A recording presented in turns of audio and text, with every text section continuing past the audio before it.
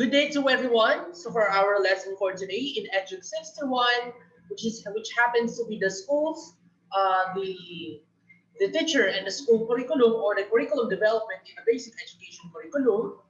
Okay, so we'll be talking about the aims of the secondary education and tertiary and the school's vision and mission. Okay, so in your prelim, it ended in the aims of the elementary education.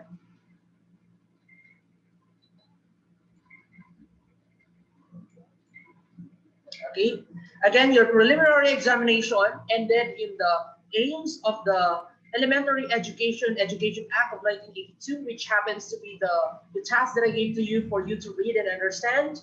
And for our midterm, we will continue with the aims of a secondary education. Okay, so basically, the aims of the secondary school teachers in the education. In high school, this is talking about in high school or in secondary level, the educational curricula aim to first, to continue to promote the objectives of elementary education. Of course, education is a continuous process, which means as we endorse the graduates of elementary, it should continue the basic from elementary to the secondary education. So the continuity is one of the objectives of the secondary education. Second one, discover and enhance the different aptitudes and interests of the students in order to equip themselves or them with skills of productive endeavor or to prepare them for the tertiary schooling, which means to say the activities or the tasks given to the secondary, to the high school students needs to develop more of their interest. It will allow them to more or to get to know themselves more. What would they like to be in the future? Okay, what are their interests, whether in English, mathematics, or in science? It will equip them with the skills, especially the skills aims to prepare them for tertiary schooling or for the college. Okay, so that's only the two aims of the secondary education. Again, to continue the objectives of elementary education. Second one, for them to discover their interests and skills in order for them to be guided in tertiary schooling. Okay, now aims of tertiary education, which means in the college level. What are the aims of the tertiary education? In the different courses, whether that's a medtech, radtech, education, criminology with B3 and so on, they all aims to do the following. First, provide general education programs, which will promote national identity of being a Filipino, cultural consciousness, moral integrity, and spiritual vigor.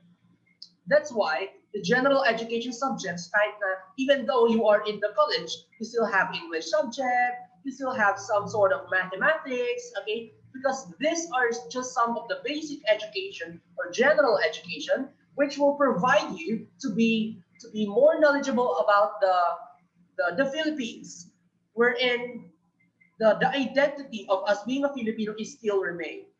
Okay, and then train the nation man's power in the skills required for the national development. That's one of the goals because we are training the students to be very good and skillful and strategic enough in their courses so that the courses, when they graduate, they're equipped with the skills needed for us to promote the manpower and skills which is needed for developing our nation. Diba?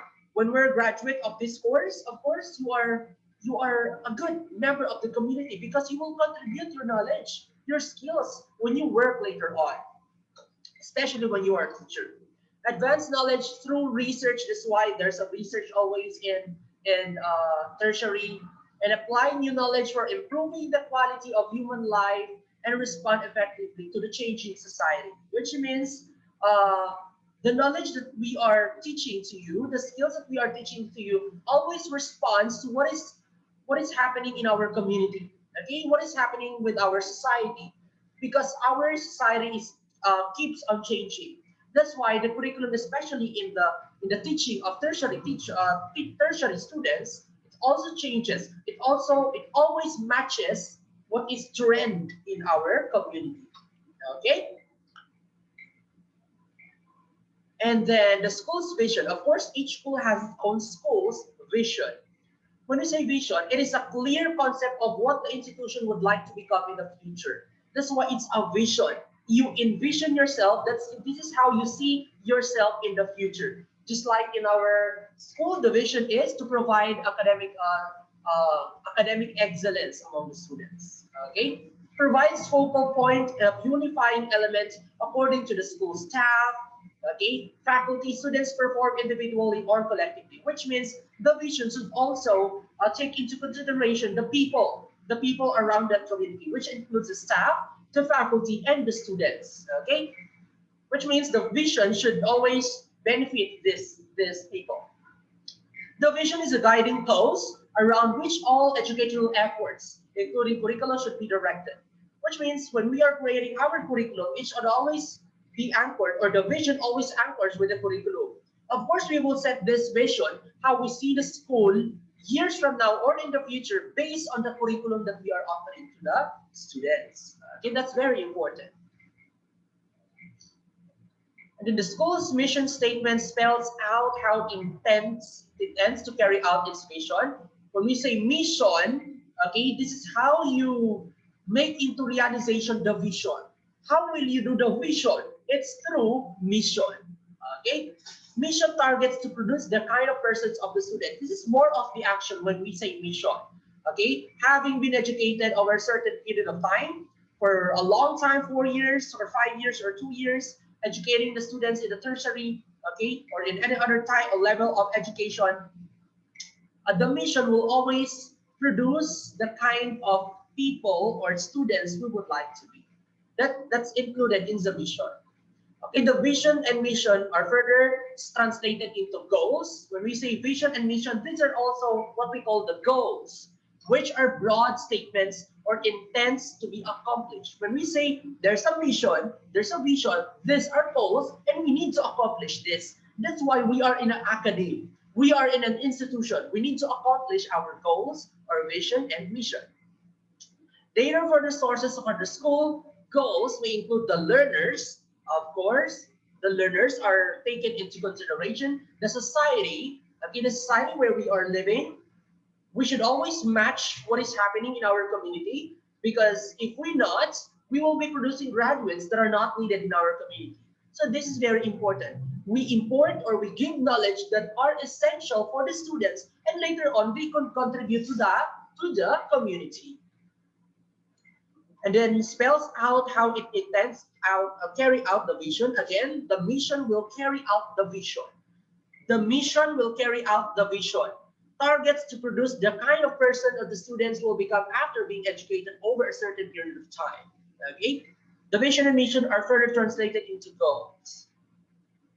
Now, what are the goals? The goals are simple and specific for attainments of each learner. Like Benjamin Bloom and Robert Major defined educational objectives, okay, in two ways. We have the explicit formulation. These are the ways in which students are expected to be changed by educative process, okay, which means the students will be changed through education. This is what we call explicit formulation. When we say intent communicated by statement describing a proposed change in the learners, there's a proposal that this should be changed among the learners. In other words, when we say objectives, okay, these are the the change in the behavior. Of course, when we say objectives, we need to change the behavior of the students, which is ultimately achieving the aim of learning. Okay, this is the very focal point or end point of teaching, is for the students to learn. That's why the changes or the behavior should be changed. Provide the basis for the selection of the learning content and learning experiences.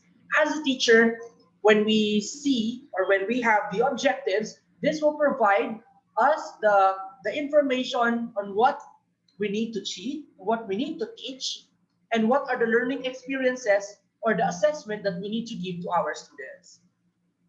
It also set the criteria against which learning outcomes will be evaluated. Of course, when we teach, we have a quiz, we have an assessment, we need to evaluate that. What are we going to evaluate? You go back to objectives, because the objectives will tell something on how will you evaluate the students. Because in the evaluation part, this is where you could get the skills, this is where you could get or you could extract the knowledge or the learnings of the students to congruent to the objectives. Again, the objectives